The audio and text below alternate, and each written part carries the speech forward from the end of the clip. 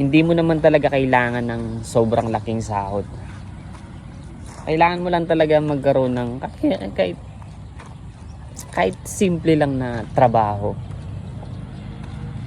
Kahit taga-hugas yan ng pinggan, taga-deliver yan ng pagkain, taga-linis yan ng kubeta, kahit anong trabaho yan.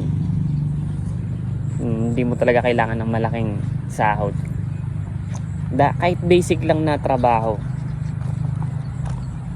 Tapos pag meron ka ng trabahong kahit anong basic na trabaho, ang kailangan mo, maghanap ka pa ng ibang side hustle.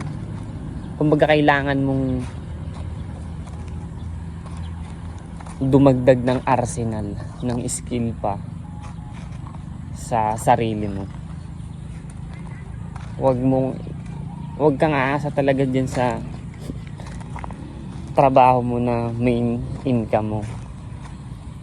Kasi paulit-ulit lang naman yung gagawin mo dyan sa trabaho. Lahat ng a-apply mong trabaho ay paulit-ulit. So, wala ka, kahit kapag tumagal ka nga dyan, napaka-risky dyan. Ako, 7 years na ako sa trabaho. Napatunayan ko na paulit-ulit lang ginagawa doon. Walang bago.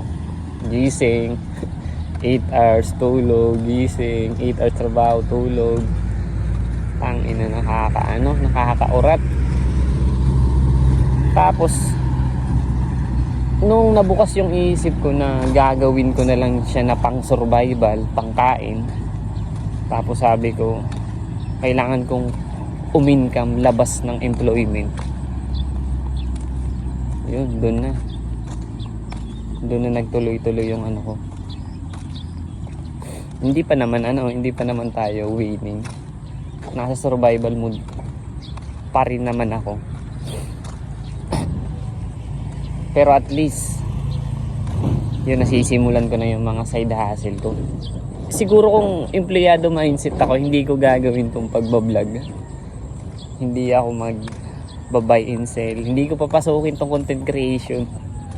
Hindi ko sana na-monetize yung blow up ko kung nag-focus lang ako sa isang source of income. Yun yung mali ng karamihan. Nagpo-focus lang sila sa career nila. Risky nga talaga yun. Kasi yung sahod doon, nakadesign yun para matrap ka.